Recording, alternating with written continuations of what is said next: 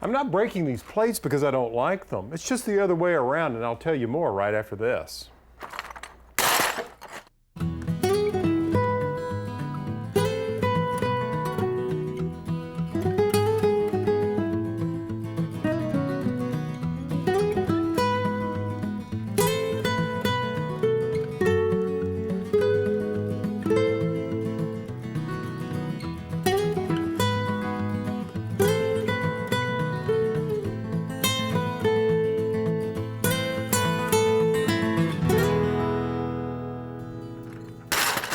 Hi, I'm Alan Smith. You may be wondering why I'm breaking up these plates. Well, it's not to reduce tension.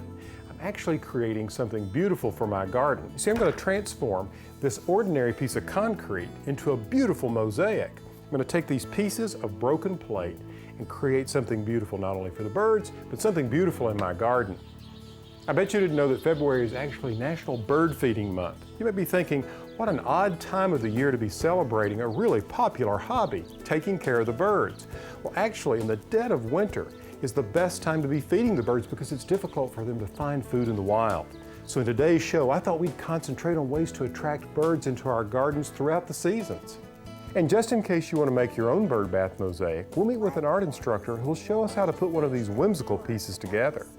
We'll also see how we can feed the birds with ease and put together a little bird buffet. Plus, I'll answer a viewer question on cleaning bird feeders. But first, did you know if the hole in a bluebird box is too large, other species of birds will get in there and drive the bluebirds out? We'll learn more about bluebirds right after this. If you're like me, you enjoy putting bird feeders and bird nesting boxes close to the house, so inside the house you can look through the windows and watch them feed. They're a lot of fun to watch. They're very entertaining. Mari Baker is with the Hot Springs Village Audubon Society in Central Arkansas. Now, what makes this a unique place for attracting bluebirds is that Hot Springs Village has 8 golf courses and 9 lakes. Here's Mari to tell us more. The most critical dimension is the hole opening. We make a 1.5-inch hole in there so that the bluebirds can use it. They need at least 1.5 inches. Over 1.5 inches, and predator birds such as starlings can go in there and use the house. Ideally then, the center line of the hole is 7 inches above the floor. That just gives them enough room to build the nest. Some nests they'll build up that high. The bluebirds will build the nest until the female decides it's time to lay eggs. Another feature in the house is to allow ventilation. We have holes in the corners here of the roof and of course where the top of the door meets. This allows for airflow, and especially in the warmer days, we build up 1.5 inches on the front of the house to keep rain from blowing in. And then when some water does enter in, you still have drain holes here in the bottom to allow moisture to get out. We put plastic shields on the front. This precludes squirrels from enlarging the hole, or woodpeckers. Woodpeckers will try to enlarge the hole also. I've got more ideas on attracting birds to your garden. Just visit my website, that's pallansmith.com. Now up next, we'll take this and turn it into this. It's a dramatic bird bath transformation that you can do at home.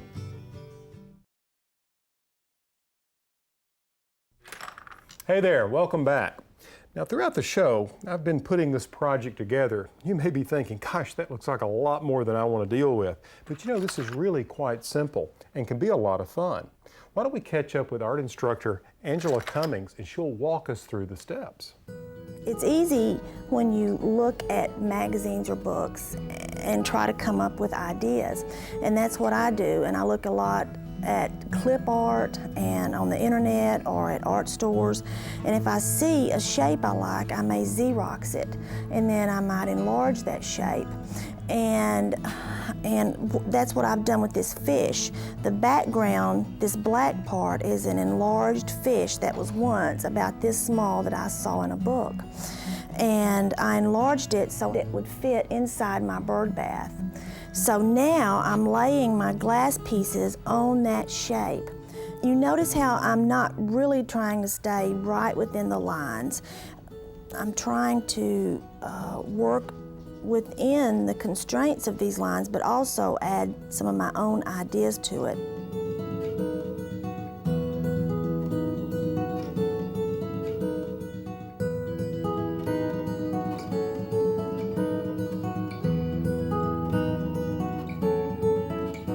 So I use contact paper to pick up this fish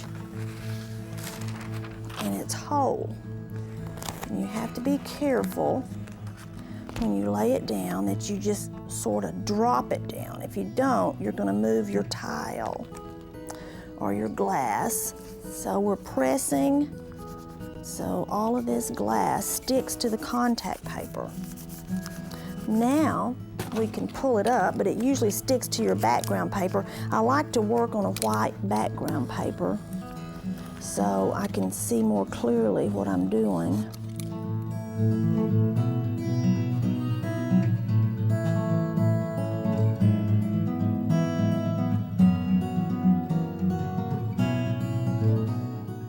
Cut all around the fish, and I'm going to pull him up, and all of my tiles are stuck to the contact paper. So now my bird bath that doesn't have anything in the middle, I can take my ceramic mortar and apply it in the very center. Now I'm ready to lay my fish on the bed of mortar. And I need to really press it down into the mortar.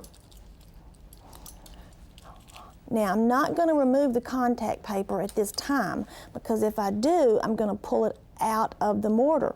So I'm going to leave it for 12 to 24 hours. And then when I come back, all I have to do is pull the contact paper off. Now that you've got your fish down in the middle of your bird bath, the hard part is over. So all you do is take your mortar and apply it all over the background of your bird bath and randomly apply your tiles. Now I would suggest that you use just one color. That way your fish is going to be the focal point of the bird bath. You could always outline it like I did in another color. Now, once you have all of your tiles adhered to your piece, you're ready to grout. And you always need to wear gloves when you grout, because if you're working on a piece that's to be placed outside, you're going to have to use a cement-based grout. Make sure that it has a latex additive added to it. That way it will expand and contract with the weather. Now, you always have to wear gloves because cement has lime in it, and lime will eat away at your hands. Now, I'm just going to take my little spatula and apply some grout. And grout makes a huge mess. You'll want to lay down paper, and it'll be a lot easier cleanup. Once I get quite a bit on, I just take my hand and gently push it in to those cracks, the seams, the little spaces between each tile. Now be careful, because this is glass and you could cut your finger.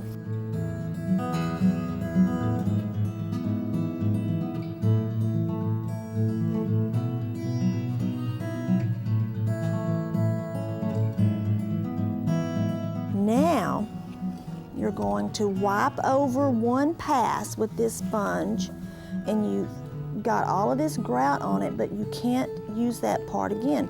Turn your sponge over, wipe there, look for a clean spot on the sponge, wipe again.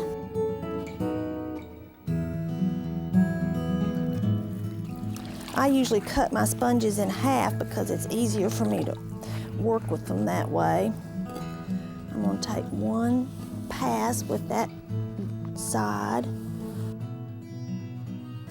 If you see any spots that don't have grout, like this area here, just grab a little and poke it in there and bring out another sponge.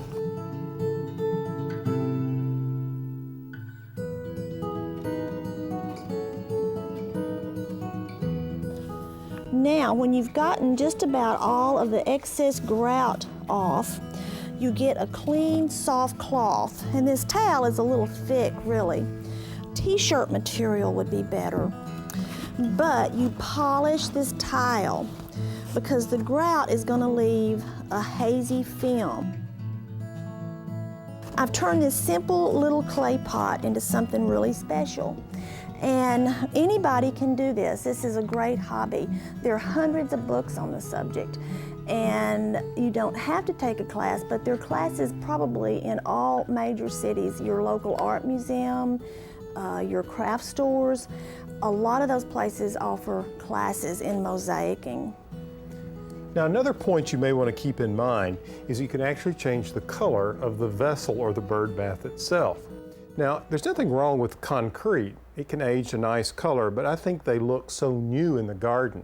And I like to grunge them down. So I mixed up a color by just going down to the paint store. I took a piece of this green tile and I took the darkest bit and just matched sort of a grungy green color. What I'm going to do is just rub this on with a sponge just to change the color slightly. I thought green would work really well in the garden. Now, if you want this exact color and the procedure, just go to my website. That's pallansmith.com. Up next, food for thought, how plants in the garden can attract birds in every season. Plus a viewer question on cleaning bird feeders, so stay with us. Now you may be thinking, you know, I love the birds like anyone else, but that mosaic project, well, it's just too involved. Well, here's one that doesn't take any time at all, and it starts with 3 clay pots. You want one that's about 12 inches. This is the base. And I've got one here that's a 10-inch pot. You stack one on top of the other like that, and then you take a number 8, an 8-inch clay pot, and put it on there. You see where I'm going? All right, there's the base for your bird bath. And then you take this large saucer, a 20-inch saucer, and you place it right there on top, and presto, you've got a bird bath. You know, I really like to use bird feeders as ornament in the garden. They're inexpensive ways to let your personality shine. As I've traveled around over the years, I've collected some really outrageous ones, but sometimes simpler is better. Take this model, for instance. I really like it because it's basic and well built. It's made of real cedar, which is a weather-resistant material. As it weathers, it'll look great in the garden. Now, you can fill this with a wide range of food. You see, not all birds eat the same thing. Titmice and chickadees are small, and they're fond of peanut kernels, sunflowers, and peanut butter. Jays eat peanuts, sunflower, and cracked corn. Mockingbirds will munch on halved apples, chopped fruits, and baked goods. Robins and bluebirds enjoy mealworms, berries, baked goods, and chopped fruits. And of course, hummingbirds enjoy plant nectar, small insects, and sugar solutions. And roadrunners, well, these guys will eat just about anything from lizards, meat scraps, to suet. Now, when it comes to suet, you can certainly buy pre-packaged suet with a wide range of seed in it, which will attract a diversity of birds. But you can also make your own at home. If you'd like a recipe, just check out my website, pallansmith.com. Right now, let me tell you about some of the plants that I've added to my garden to ensure that the birds find a home here. During the winter, the holly is the plant of choice for many of our favorite birds. You see, hollies like these, which are evergreen, offer more than just food. The prickly foliage can give protection from some of the neighborhood predators, such as cats. All of these dense leaves will shed rain and snow and serve as an excellent place for them to nest. Hollies are excellent plants for our gardens because of their outstanding ornamental qualities. But remember, to produce lots of red berries like these, you need both male and female plants. Generally, one male plant nearby produces enough pollen to pollinate female shrubs, provided there are plenty of pollinators around at the appropriate time, like honeybees. If you want to grow hollies, whether it's for their beauty or for the many ways they can support birds, you'll find that there's a wide range of variety out there. And if you want to encourage lots of those little garden visitors, like robins, waxwings, and flickers, you can bet a few holly plants will always keep them coming back. Okay, now it's time to take a look at some viewer mail. Today, we have a letter from Becca in New Jersey. And she writes, last year I hung up 2 bird feeders, one hummingbird feeder and the other a tube-style feeder. I've had them up all winter and they're starting to look really dirty. How can I clean them? Well, Becca, that happens with all the wear and tear these guys get. So let's step out on the breezeway and I'll show you how I take care of this. This time of year, there are reminders everywhere that I need to do a little spring cleaning. Now, these aren't jobs that I'm particularly fond of doing, but when it comes to my garden, I'm willing to put forth a little more effort. And it starts with cleaning some of my bird feeders, particularly hummingbird feeders. And I try to get this done before the little guys arrive. Over the course of a season, a bird feeder can become grimy. And because there are so many little nooks and crannies in them, they can be difficult to clean. I used a method in cleaning these hummingbird feeders that made the job much easier. I prepared a cleaning solution of 1 part vinegar to 4 parts water. And since using a brush on these narrow neck bottles can be difficult, I used a handful of rice to serve as an abrasive to clean the insides of the bottle. Tube feeders can be even more of a challenge because there are so many parts to them. So I just remove whatever I can, and then I use a solution of bleach and water to soak all of the parts. And if you find soaking alone doesn't do the trick, you may have to use a little elbow grease and maybe even a toothbrush to get down into some of these little tighter areas like this. For wooden feeders, I avoid using bleach, but I use a mild dishwashing detergent and a stiff bristled brush to clean them up. Now I'll rinse them thoroughly and let them dry completely before I refill them. You know, I wish all of my spring cleaning could be this easy. Up next, creating a bird bath buffet. It's a homemade treat for the birds right after this.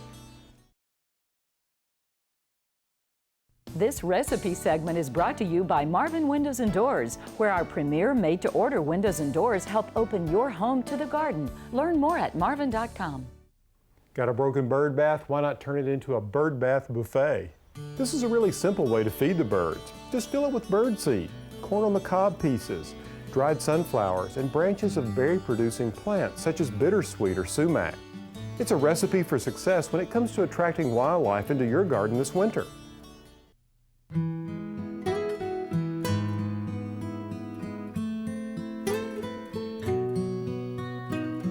In this garden I dream of a bed of flowers. Bluebirds sing of the beauty all around us. And every time the sun comes out, I can't help but smile. Oh, no, I can't help but smile.